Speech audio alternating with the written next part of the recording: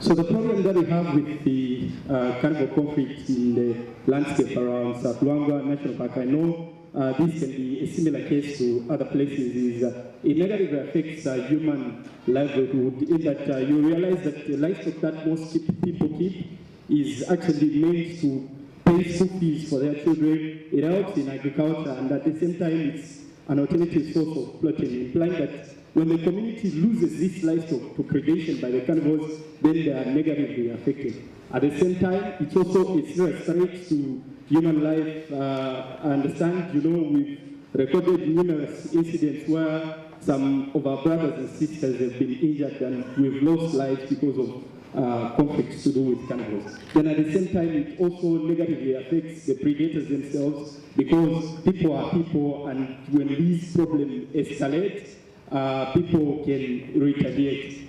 Then at the same time, it also results into numerous issues with relationships between us and the community. And I know some of the roots for the problems that the CRB is faced with the community. It's as a result of the numerous incidents of conflicts that we have across the landscape. Take us to the next slide. So at the initial stages of our project, we really needed to understand human carnivore conflict situation across the landscape, and what that really required is to quantify some of the problems that we had in relation to human carnivore conflict. Then we needed also to improve in the way data was collected and managed. Then we really needed to learn more about the problem, as we may all agree and may be aware that the issues to do with the conflict are very complex and dynamic. Next slide.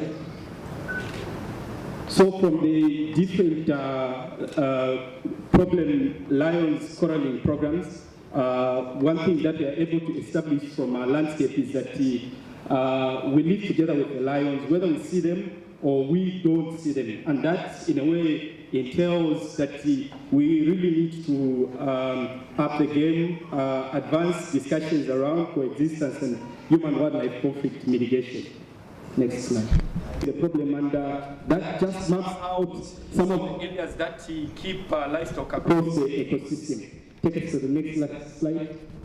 So one thing that we realized from the various surveys that have been conducted across the ecosystem is that in spite of all these different problems, there's still a lot of opportunities for us to coexist, and some of the opportunities are still there. And what we resorted to do is to start various carnivore conflict mitigation programs. One of it is community engagement that we do at different levels with, of course, engagement from the community resource board and the traditional leadership, as well as the various stakeholders across the ecosystem.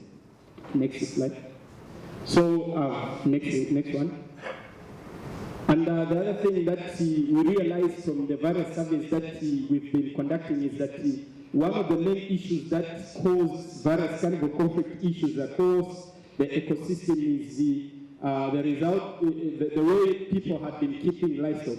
And one of the problems is conflict happened at night and in the enclosures, implying that there was a problem with the way people had been constructing the livestock enclosures, and those are some of the designs that we had for predator-proof enclosures that are safe for people's livestock.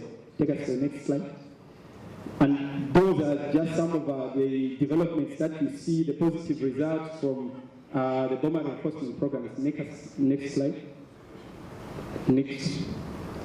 And that's a different design, specifically made for cattle. But the beauty about this design is it reduces the visibility of the livestock while in the enclosure, and that reduces the vulnerability of the livestock to attack by the carnivores. Next slide.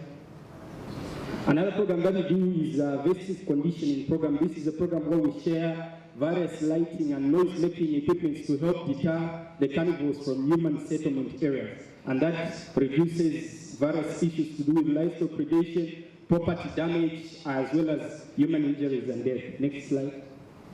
The early warning system. So because of the coralling program, it helps us to gather very important information, and that in a way has helped us to develop the early warning system and that is really helping to mitigate most of the problems across the ecosystem. Next slide.